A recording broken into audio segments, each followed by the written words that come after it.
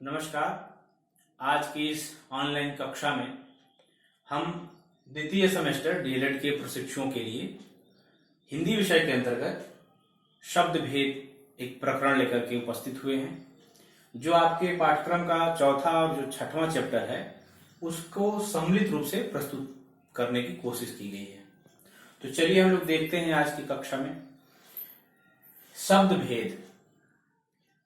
हिंदी में शब्द के जो प्रभेद हैं, विभेद हैं, बंटवारा किया गया है, विभाजन किया गया है, वो किन किन आधारों पर किया गया है ये देखने का प्रयास करते हैं। पहला आधार है उत्पत्ति, स्रोत या इतिहास के आधार पर, यानी शब्द उत्पत्ति कैसे हुए, उनके क्या क्या स्रोत रहे, क्या क्या रिसोर्सेस रहे, कहां से लिए गए हैं वो, और क्या उसका इतिहास रहा है। अगर इस आधार पर हम देखें तो मुख्यतः 5 प्रकार के हैं शब्द। पहला है तत्सम। तत्सम का अर्थ है तत्सम, उसके जैसा, यानी किसके जैसा? संस्कृत के जैसा। यानी वे शब्द जो परंपरा से, संस्कृत से शब्दों से, संस्कृत भाषा से हूबहू ले लिए गए, उनको हम तत्सम शब्द कहते हैं। जैसे अग्नि शब्द है, आप देखेंगे कि जो अग्नि है वो तत्सम शब्द है। हस्त है, जो हस्त शब्द है वो संस्कृत का शब्द है और तत्सम है। लेकिन अगर हम तद्भव की बात करें, इसका दूसरा जो विभेद है तद्भव, उसके जैसा, यानी वे शब्द जो संस्कृत परंपरा से सीधे सीधे न लेकर के बल्कि पाली, प्राकृत, अभ्रंश से होते हुए जब आते हैं तो तद्भव की श्रेणी में रखे जाते हैं। जैसे हम अग्नि को ही देखें तो यहाँ पे हिंदी में एक शब्द है आग। हस्त का जो है, हस्त का जो शब्द है हाथ हो जाएगा। यानी वे शब्द जो और भाषाओं से होते हुए उसका रूप इस प्रकार से परिवर्तित हुआ है कि अब वो नहीं पता चलते हैं कि संस्कृत का आधार है कि नहीं है, तो उन शब्दों को हम तद्भव की श्रेणी में रखते हैं।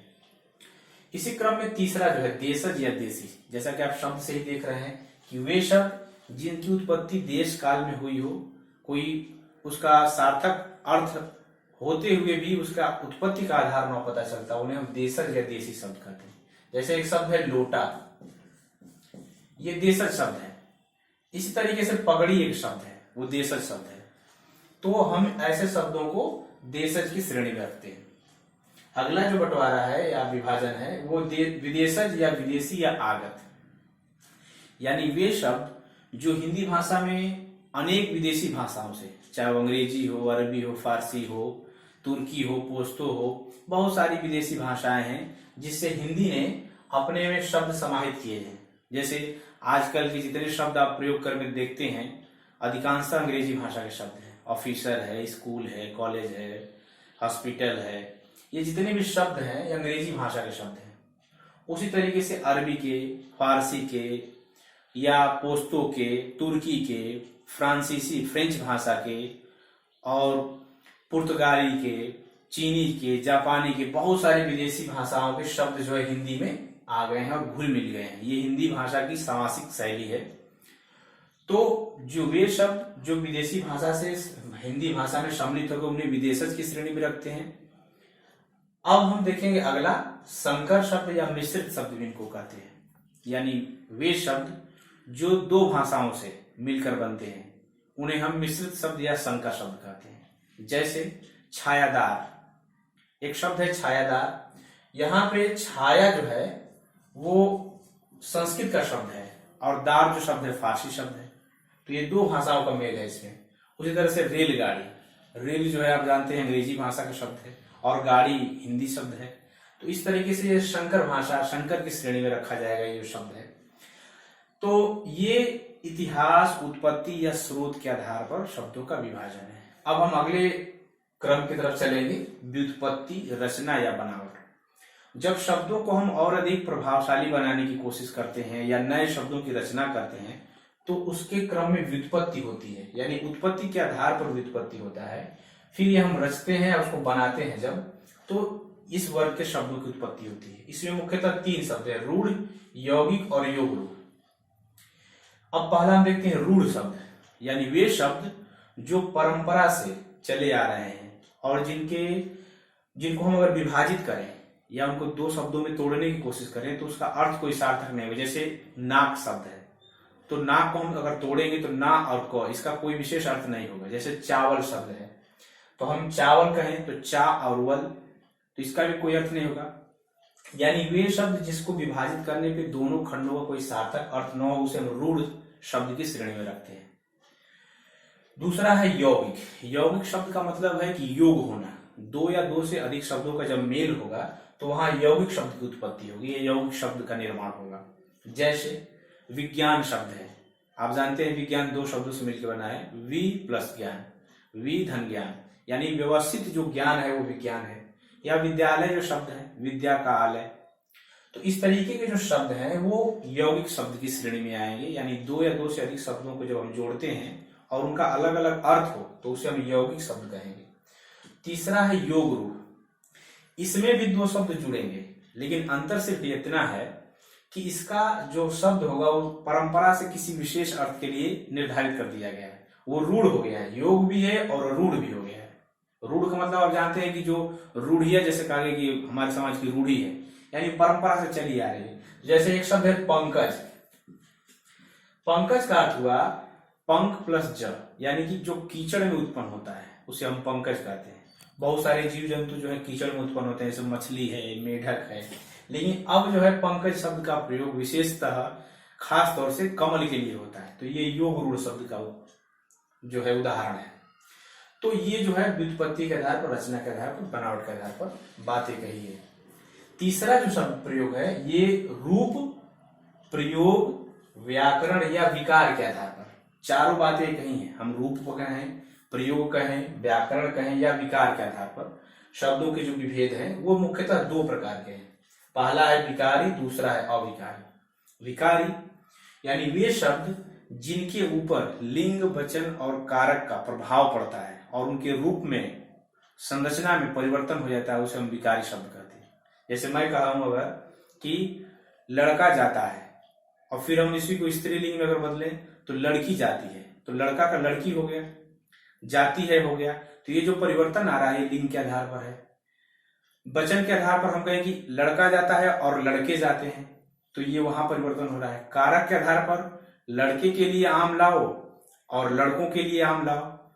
तो ये जब किसी शब्द पर रूप, मतलब कि किसी शब्द पर लिंग, वचन, कारक का प्रभाव पड़ते ही उसके रूप में, उसकी संरचना में परिवर्तन है, उन शब्दों को हम विकारी शब्द कहते हैं। जितने भी जो संज्ञा के शब्द हैं, सर्वनाम है, विशेषण है, क्रिया है, ये सभी जो है विकारी शब्द हैं। यानी जितने भी शब्द इनमें आते हैं, संज्ञा में, सर्वनाम में, ये सब लिंग के आधार पर, कारक के आधार पर और विभक्ति के आधार पर अपने रूप को परिवर्तन कर लेते हैं, इसे हम विकारी शब्द कहते हैं। दूसरा इसका जो विभेद है अविकारी, यानी जिसमें कोई विकार नहीं हो, यानी लिंग, वचन, कारक के आधार पर का प्रयोग करने पर इनमें कोई परिवर्तन न हो, उसे अविकारी कहते हैं। ये भी चार प्रकार के हैं। आप देखेंगे, पहला है क्रिया विशेषण, संबंध बोधक विशेषण अव्यय, समुच्चय बोधक अव्यय और विस्मयादि बोधक अव्यय। हालांकि अविकारी में केवल अव्यय ही होता है और अव्यय की ये भेद है। अव्यय जिसका व्यय न हो, जिसके रूप में परिवर्तन न हो, वो अव्यय है। पहला क्रिया विशेषण, जो क्रिया की विशेषता बताता है, आप सभी जानते हैं। जैसे धीरे धीरे शब्द है तो हमेशा वो धीरे धीरे है तो धीरे धीरे ही रहेगा। संबंध बोधक, दो या दो से अधिक शब्दों को जब जोड़ता है, में है, पर है, ने है, से है, ये संबंध बोधक है। समुच्चय बोधक, दो या दो से अधिक वाक्यों को जब जोड़ता है, और है, तथा है, परंतु है, किंतु है, ये समुच्चय बोधक है। और विस्मयादि बोधक आप सभी जानते ही हैं कि जब हमारे मन के तीव्र भाव तेजी से व्यक्त होते हैं तो विस्मयादि बोधक अव्यय का आगमन होता है, जैसे आह, वाह। तो ये जो है ये अव्यय या अविकारी के चार विभेद हो गए हैं। इन पे अलग से बात की जाएगी, फिलहाल हम शब्दों के विभेद पे ही चल रहे हैं। चौथा है अर्थ के आधार पर। ये बहुत महत्वपूर्ण है कि अर्थ के आधार पर कितने प्रकार में बांटा गया है। तो मुख्यतः यहाँ पर मैंने 5 प्रकार लिया है, हालांकि और भी होते हैं इसमें, लेकिन ये जो मेन है अर्थ के आधार पर, शब्द का अर्थ से विशेष संबंध। अर्थ के आधार पर जो विभेद है वो 5 प्रकार के हैं मुख्यतः। एकार्थी, यानी जिस शब्द का एक ही अर्थ हो। जैसे मैंने अगर गंगा कहा तो गंगा का गंगा ही होगा, यमुना अर्थ नहीं हो जाएगा। यानी जितने भी संज्ञा हैं वो सभी जो है एकार्थी में आते हैं। यानी एक शब्द का प्रयोग करने पे हमें दूसरे अर्थ का बोध न हो, भान न हो, ज्ञान न हो, तो उन्हें हम एकार्थी शब्द की श्रेणी में कहते हैं। जैसे हमने अस्त्र कहा तो अस्त्र ही कह रहे हैं, शस्त्र नहीं कह रहे हैं। अनेकार्थी, जब किसी शब्द का एक से ज्यादा अर्थ होगा तो उसे हम अनेकार्थी शब्द कहते हैं। जैसे हमने कहा कर, तो कर का मतलब हाथ भी होता है, कर का मतलब सूंड भी होता है, कर का मतलब टैक्स भी होता है। तो एक से जब ज्यादा अर्थ है, जैसे एक और भी शब्द है हार, तो एक हार का मतलब पराजय से है, दूसरे हार का मतलब है एक आभूषण से है, तो ये अनेकार्थी शब्द की श्रेणी में आ गया। समानार्थी या पर्यायवाची या प्रतिशब्द, ये ध्यान रखना है, तीनों जो बातें हैं एक ही है। समानार्थी कहें, पर्यायवाची कहें या प्रतिशब्द कहें, ये बात एक ही है। यानी जब किसी शब्द का एक से अधिक समान अर्थ हो, जैसे हमने कहा सूर्य, दिनकर, दिवाकर, जितने भी अर्थ उसके हैं, भानु, भास्कर, तो ये सभी जो है समान अर्थ को द्योतक करने वाले हैं, समान अर्थ को प्रतीत कराने वाले हैं, तो ये समानार्थी शब्द हो जाएंगे। अगला है युग्म शब्द या सम उच्चरित भिन्नार्थक शब्द, यानी दोनों शब्द देखने में समान होंगे, एकदम युग्म जैसा, लेकिन उनके अर्थों में विभिन्नता होगी, अंतर होगा, विभेद होगा। जैसे मैं एक शब्द यहां कहूं अवधि और अवधि, इन दोनों में अंतर है। एक का समय होता है, एक का अर्थ होता है समय, अवधि, और दूसरा जो अवधि कहेंगे तो उसका अर्थ होता है एक हिंदी की उपबोली या उपभाषा जो अवध प्रांत में, अवध क्षेत्र में बोली जाती है। या हम ये कहें कि अंश और अंश, एक अंश का अर्थ होता है कंधा और एक अंश का अर्थ होता है हिस्सा, भाग। और अंतिम है अनेक शब्दों के लिए एक शब्द, यानी जब कई शब्दों को मिलाकर के अपनी भाषा में प्रभाव उत्पन्न करने के लिए जब एक शब्द का प्रयोग किया जाता है तो उसे हम अनेक शब्दों के लिए एक शब्द कहते हैं। जैसे जिसे जीता न जा सके, अजय, जो जन्मा न हो, अजन्मा, इस तरीके का जो शब्द बनते हैं वो उसे हम अनेक शब्दों के लिए एक शब्द कहते हैं। तो ये हो गया शब्द के आधार पर व्युत्पत्ति, विभेद या प्रभेद। तो अब ये जो आपको इन पे अपने शब्दों को तैयार करना है, जैसे ये जो शब्द बताए गए हैं आपको कि जो तद्भव तत्सम के शब्द हैं, इनपे बहुत सारे सैकड़ों शब्द हैं, उन्हें आपको तैयार करना होगा, याद करना होगा। इस प्रकार से हम देख सकते हैं कि जो हिंदी के शब्द हैं उनका एक विभेद है, उनका प्रभेद है। मुझे उम्मीद है, पूरा विश्वास है कि ये जो आज की कक्षा है आपके इस हिंदी के शब्द विभेद को समझ को और मजबूत करने में सहायक सिद्ध होगा। इसी के साथ सभी को नमस्कार।